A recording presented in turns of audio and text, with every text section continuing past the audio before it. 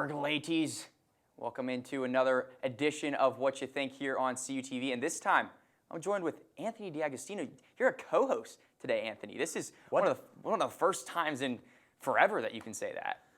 Did you host High School Roundup one time? Maybe one 2 time. years ago? Maybe one time. Yeah. I think that was the time that Steve and I kind of switched off. Yeah, that's the last time I was a co-host on something. Yeah. But it's good to be back. Yeah, I was just going to say, the last time you were here was probably, November? November for High School Roundup. I was the host for that. But it's good to be back on the set. It's been a while. Yeah. But now, what you think now? What you think? I mean, this is the first time I've been in this seat. I've been in your seat for What You Think. So let's get these things going with the first topic. Alligator gender reveal. And you just saw this. I think Steve just showed you this video. I didn't see the actual gender reveal. I saw the alligator, them prepping. But I never saw the actual gender reveal. Steve told me what happened. Basically a watermelon filled with Jello or whatnot of the blue or pink variety, and the alligator bites it, and the gender is revealed. Yeah, it was very weird. I said that it was kind of the most hillbilly thing I've ever seen. Definitely a West Virginia thing. Florida. Gators, I don't think, go that high. True, but like it just seemed like a West Virginia thing. Like the location they were in, yeah. It just looked West Virginia. It does. But basically what happened, the alligator bit down, the guy put it was a small little watermelon, put on gloves, like doing the most, put this watermelon in the alligator's mouth, it chomped down, and blue Jello shot out, and everybody was like, oh. It was kind of, if you've ever seen a gender reveal before, people hit baseballs, people smack piñatas, and everybody goes crazy. This one was kind of weird because of the fact that only a few people hugged. It was rather strange. Nobody really, it kind of seems like everybody already knew what the gender was going to be. It was kind of odd. My question is, who found out what the gender of that alligator was? And did they actually know, or did they just say this is now a boy alligator? All right. We're gonna backtrack a little bit. I don't think you know. All right, so it's a baby. They're having a baby. So the gender, no. Oh, the gator's not the one that. No, okay. no. They used the gator. I thought we were doing the gender reveal of the gator itself, and I was like, I mean, all right, that's Florida-ish. No, they used the gator to announce their. I could see why baby. You were confused. Yeah. So a gender reveal is for two people having a baby. Right, and they find out. Right, yeah. I thought they were taking that a step further and trying to say what the gender of the alligator was, which I think is something that Floridians would do. Yes, no, I completely agree, but I think they were taking it a step further, using an alligator to do so. That's the part that's kind of crazy. Right. So a little bit of confusion. First one, it's okay. Let's roll the second one. What do you say? See what the next one is up there on the screen. Sister Jean, beautiful, beautiful lady. 98 years old, or young, I'm sorry. Young. Wow. The story of Loyola Chicago, unbelievable. If you haven't seen the story of Sister Jean, look her up. NBC's talked about her, CBS, ESPN. Big story about her in Loyola Chicago. She's the team chaplain for this private Catholic school. And she's just an amazing woman, and she prays with the team before the game. She's a big part of the team, and basically they play the game and whatnot for her, and it's really awesome. And the fact that they've been doing so well, busting Sister Jean's bracket is incredible. And you said she's young, 98 years young. You said she prays with the team. She also parties with the team. Right. I don't know if you saw the picture, hat back, popping bottles. Yeah. She was ready to go with that team when they busted her bracket too. I would be mad if I was on the team and I had them losing. But, Sister Jean, she's just a fantastic woman all around. But yeah, always in that wheelchair. The team always comes over to her, hugs her after the game. And she's just one of those players, or one of the players. I'm an honorary player of Chicago. She's got basketball shoes with her name on it. Yeah. Sister on the left, Jean on the right. Hey, that's swag. She's a hip 98, if you ask me. I think so. But it'd be interesting to see their route, see what they can do later on in the tournament. And I don't know. They have, I think they play Michigan in the Final Four. And I don't know, that Michigan team is kind of one of those sleeper teams. But so is Loyola Chicago. Yes. And I mean, nobody expects really Loyola Chicago to do this well and then they just keep going and going and going. But yeah, so it'll be interesting to see what happens not only with Sister Jean, but also with the rest of this NCAA tournament field, because it is by far one of the most exciting tournaments that I've ever seen. I'm only 20 years old, but still, it's one of those interesting ones. But yeah, March Madness as a whole, that's the next that perfect segue right into it, Anthony. And Yeah. what do you think of? March Madness is madness this year. UMBC defeating UVA, number 16 for the first time in history, beating a number 1 seed. Watched that happen live past midnight. It was incredible. Seeing other upsets win and watching my bracket fall to shambles day after day, week after week. And it's just been crazy. I mean, Loyola Chicago being how good they have been this March Madness is very surprising, but at some point, the madness just continues. Yeah, without a doubt. And this is also one of the youngest tournaments in history. You know, with 5 starting freshmen for Kentucky, freshmen being all over for Alabama as well with Colin Sexton, and just every single team seems like they field more freshmen than have ever before. And that's one of the most interesting parts of this entire tournament as a whole as well, because you never know what's going to happen. You never know what freshman is going to come out there and make his presence known. With that Kentucky team, obviously they're out, but still they had one of the most exciting teams, because these young athletic athletes going out there and performing, and each time they went out on the floor, you didn't know what you were going to get. And, you know, that's why there were so many upsets, I think, in my opinion. I know the UMBC team was one of the more they worked as a team. They worked as a team unit, and that's why Loyola Chicago, that's a mouthful. That's one of the first reasons why they're playing good basketball, because they're playing team-first basketball, and they're utilizing everybody out there on the floor. Granted, there are a lot of older players, so I'm kind of contradicting myself when I say that. But yeah, it's team-first basketball, and that's what we're seeing this entire tournament. We also saw some injuries. For instance, UVA lost one of their star players. Didn't think that would come into play until much later in the bracket, but it proved that they needed that player on the court. And sometimes you can handle it, sometimes you can't. UVA couldn't handle it, and UMBC just shredded them by 20 points. Yeah. It wasn't like it was a close game and UMBC just kind of won on a fluke. They smacked UVA. And then Purdue lost one of their star players with a broken arm. They were able to make it at least past the first round, got into it, and then they ended up losing, I believe, to Texas Tech. Yep. But, you know, at least they were able to handle, was it Butler? I believe, yeah. Yep. In that first round to go on without that athlete. Yeah, and that's a good point, too. I completely forgot about the injuries, and that was Isaac Haas who got injured. And, you know, there was a lot of controversy with that as well, because he wanted to play. The NCAA was like, you're not playing. I believe it was a broken elbow. Yeah, he had to wear a brace, and the brace was big, and it had metal in it. Because it had metal in it, he was not allowed to play on the court, which is an interesting thing, because the engineers at Purdue, their students, created a brace for him. They designed it themselves. This brace is nowhere on the market. It's literally it's custom made for him, and it had metal in it. It didn't have metal in it. Oh, they didn't have metal. No, that's why they made it. Okay. They made a brace for him so he could play if he wanted to, or if he could move his arm better. But the coach said you have to have range in your arm, in the motion of your arm, and he couldn't do it still, even with the brace on. So the coach said he's most likely not going to play. Wow. And then didn't play, and then they lost to Texas Tech. You heard that here first with Anthony D'Agostino. I didn't know that. Yeah. So here it is. But also something that we didn't mention before.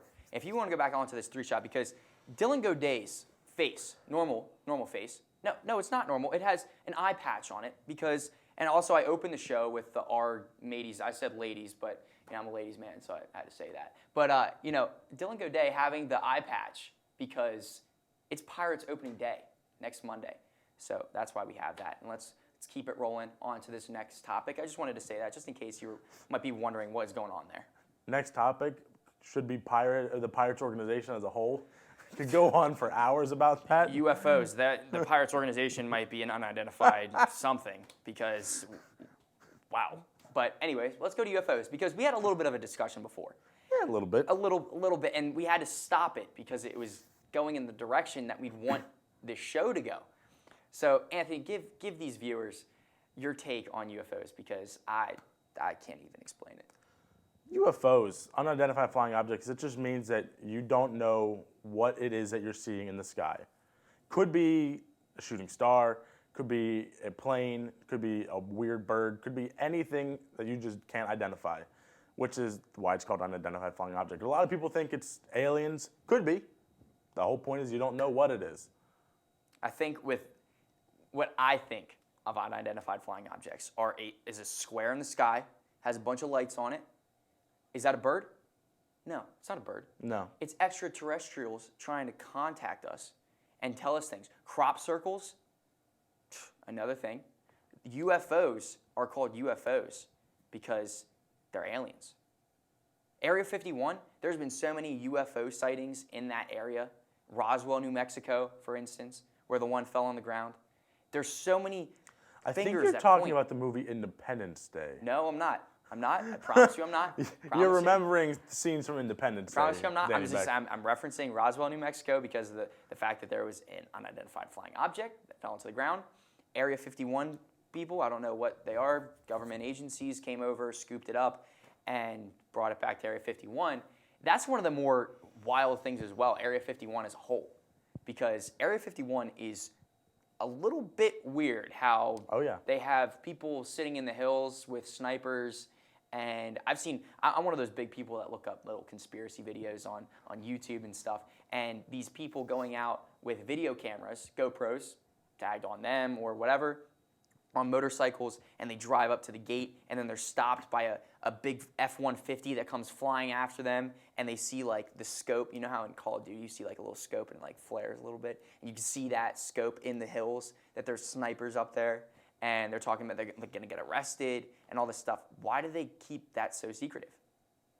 It's a military base. You're not allowed on any military base unless you have valid ID or proper credentials. All right. He's a military operative over here. Valid IDs. Now, I think the only military base in the country you can actually get into right through the front gate without a military ID, Fort Indiantown Gap in Pennsylvania. It's the only open military base in the country still. That's where and even certain places in there, you have to have a valid military ID. I go fishing there all the time, so and their fishing is pretty good. Say that. Yeah. But let's get on the next topic because I can talk about UFOs literally forever. OBJ. Oh my gosh, this was a direct shot right at me. OBJ, is he worth it? I'm gonna come out hot take. You guys in the studio or in the booth might be thinking that I'll say yes, he's worth it. He's not worth it because he is when did that change? Literally changed overnight, honestly. Wow. All right. He's detrimental to the team in the locker room. On the field, he's spotty at best. When you have Eli Manning at the court, I'm not saying that Eli is the next coming of Jesus Christ. Oh, nowhere near. Okay, all right. I'm just an Eagles fan over here. I'm just saying. Hey, who won a Super Bowl this year? Oh, your first one. Congrats. Anyways, so when you have Eli Manning as your quarterback, his passes are accurate most of the time. I'm not saying all the time. But when Odell Beckham has more drops in a game than he has catches, it's not working out well. And then when you get injured, you throw the practice net for a kicker and you hit yourself in the face, injured again, out with a concussion. You know, you're detrimental to the team. And I just saw on SportsCenter when I was just up getting this polo, the Giants are going after 2 first-round picks for Odell Beckham now at this point. Mm-hmm. And when you look at it, you have the Browns.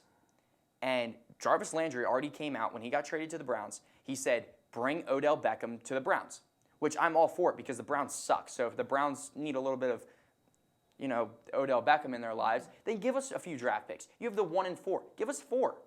That's fine. We have 3 and 4 then, or 2 and 4 then. And are you management? Us? Who? I'm all right. Okay. All right. Anyways, give the Giants the 4. So that's 2 and 4. That could be Saquon Barkley. You could get another backup quarterback for Eli Manning, Josh Rosen, most likely because Sam Darnold most likely will go to the Browns. Right. But then Odell Beckham, ship him over there. But don't give us just a 4th-round draft pick. Just don't give the Giants a 4th-round draft pick. Sorry, us guy. So then you have the Giants in a perfect position to set themselves up for the betterment of their team because Dave Gettleman, I think, is going to help the Giants out a lot. But switch it over to Anthony now. Odell Beckham, is he worth it? Not on the Giants organization. I mean, I think he's not necessarily a one-hit wonder, but that all people remember him for is that one spectacular catch he had, where it was one-handed and it was amazing. Yeah, but then I think it got into his head a little bit, and he thinks he's all that. He's not. He had one spectacular catch, and yeah, he can do it in practice and whatnot. But yeah, he's had a lot of drops, and his attitude and whatnot, I think, is detrimental to the Giants organization. I think the Cleveland Browns could take him. I think it wouldn't be bad for them as long as they have a quarterback who can throw to him and whatnot. But the Giants getting the first round picks, that would be definitely helpful for them. Get those athletes in the draft that, Saquon Barkley and Rosen, like you were saying. Yeah, and I think that the other part of this entire situation that really the Browns have to be looking at is giving Odell Beckham the money that he wants. Right. Because with the Giants, he's wanting to pull all of the money out of the Giants organization. He's saying he wants to be the highest paid player in the NFL. And when you look at the top tier talents with Antonio Brown, Julio Jones, you don't really put Odell Beckham up there. He hasn't been in the league that much. That last season he played, 6 games, 5 games, something like that. And when you got in an injury like that, you can't register those stats that warrant you being the highest paid player in the NFL. And that's why I think that he's not worth it, because you can't give money to somebody who's injury prone and a detriment to your team off the field. Same topic of whether or not somebody's worth it, but I was just reading today that Le'Veon Bell for the Steelers wants $17 million, the same amount that Antonio Brown is receiving. Is he worth it for the Steelers organization, receiving that much money, wanting to be the same amount of money being paid as the star athlete on the Steelers organization, Antonio Brown? I mean, I think he's a great athlete, but I don't think he's that worth it. See, and that's converse to what I'm going to say, because I think that Le'Veon Bell is worth it because of the fact that if you remember maybe it was last season, 2 seasons ago, we needed to sit out for the first few games of the season, and he was still the leading rusher in the NFL. Or maybe he was top 2, whatever. But when you can be a force on your team, when you can help your team out, like Antonio Brown can, like Ben Roethlisberger can, put Le'Veon Bell in that same category. I think that warrants it, definitely, because of the fact that what I said, how if you can't pay somebody the most if they don't play as many games, but Le'Veon Bell put up those same numbers that multiple other people in the league were putting up in 16 games, 17 games, whatever. But I don't know. On this topic, though, I don't think that Odell Beckham is worth it, and I know that is going to be a shock to everybody in the studio, because they're probably put that in there like, oh, we're going to get some juicy stuff out of Danny because he's going to say yeah, and Anthony's not going to say that. But no, I don't think he's worth it. Next topic. Let's keep this train rolling. What do you say? What do you say? Farting in public, Anthony. This one's a hot subject, and I'm not just talking about the gas that's emitted. But let's keep going. We'll talk about the story about Cardi B on Twitter. What? Well, I mean, you seem to have the inside information about that. With Cardi B, I guess, tweeted and said that she's in a room with a lot of people and she had to fart. Do you let it go? And that's what we're really talking about. Right. Farty B, as Steve kind of brought people that back starting up. to call it that. Farty B, but yeah, it's one of those topics. Like, or if you're comfortable with the people you are in public, or if you're just in public, let it rip. You know what I mean? Well, okay, so like you have obviously people in the room. Yeah. You decide, yes, you're going to. If it's loud, you're going to be embarrassed and you're going to make other people feel uncomfortable. Yeah. So, I mean, if you have to, there's nothing else you can do. You can't excuse yourself or whatever.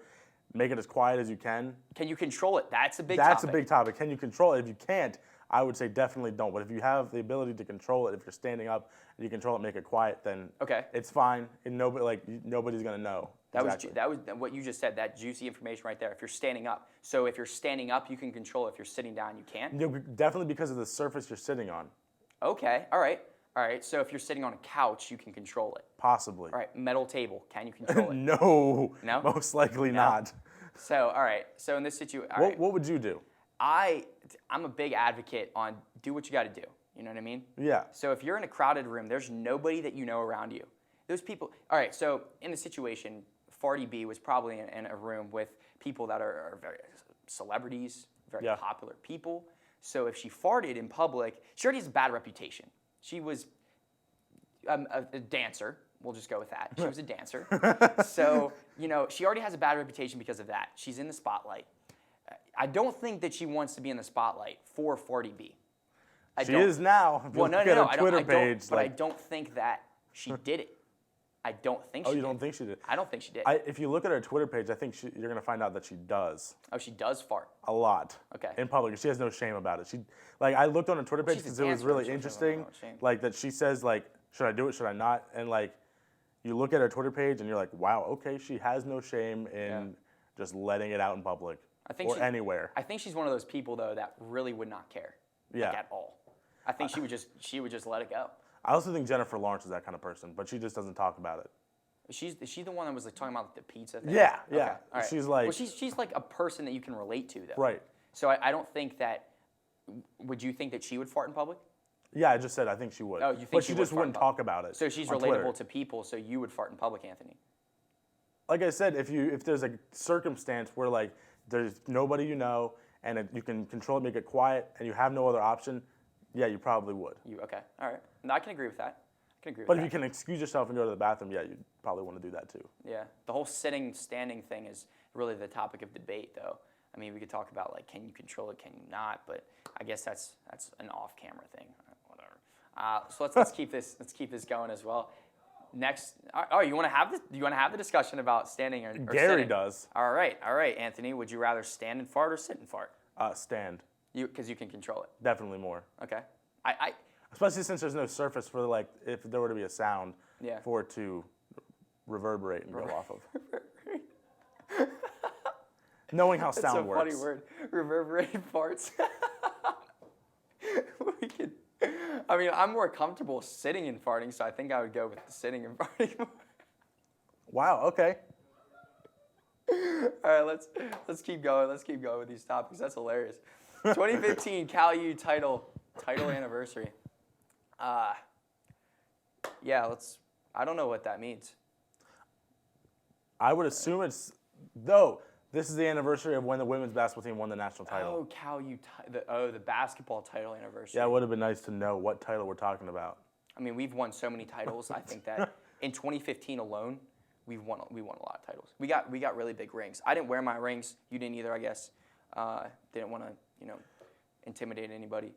But it'd be nice to have gotten a ring from 2015. Yeah. Announcing the That's regional crazy title. that Matt and Zach didn't get a ring. Didn't get a ring.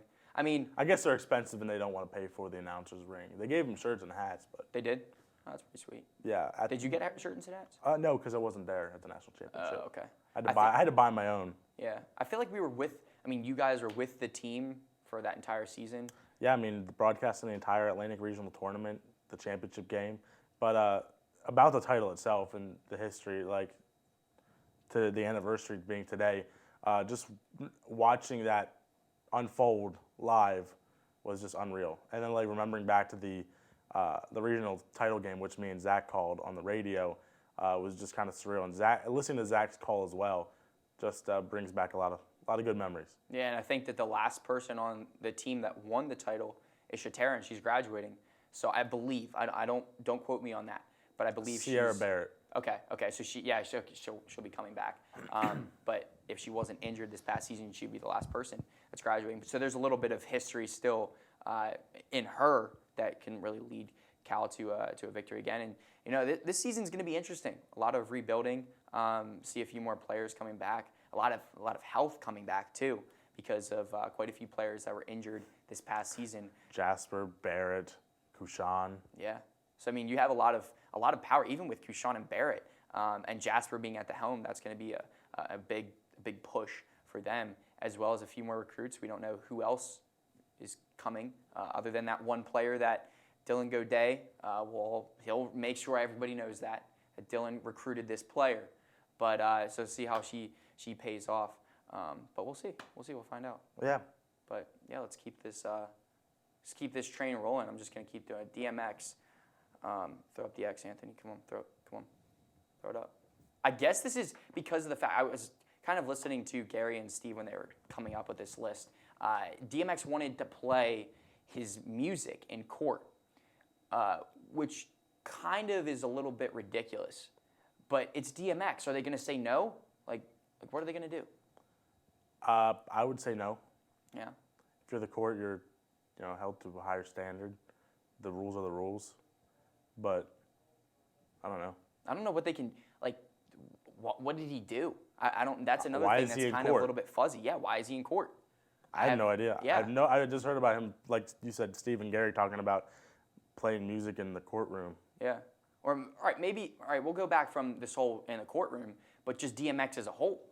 Do you like him or do you not like him? To be honest, I haven't listened to much of his music. You've been at CUTV for now almost I 4 think years. X Gon Give It To You is like the Yeah. the only song I know from like DMX. If you want to be completely serious, that's the only song that I'm aware of as well. I mean, Shock. I mean, I don't know. If you want somebody who's knowledgeable on DMX, bring our director producer Gary Smith onto the set. Yeah. He could probably talk about DMX, Tupac, and others. I can talk about Tupac and Biggie for like if you want me to. hours. Yeah, but I mean DMX as a whole, I'm not really familiar with that. But I mean the whole situation of him wanting to play his music in court, kind of interesting. But maybe he's trying to big dog the court. Maybe, maybe he's trying to be like play my music, and the jury's gonna be scared and say that I'm good and acquit of him whatever he did. I don't think the judge will allow it. I mean that would probably be the best thing if they don't allow it, because he might get the upper hand in that situation, and then we could see DMX being out on the street making music again, which is the last thing we need, right? I mean, when's the last time he made a hit song? Maybe in the 90s? Yeah.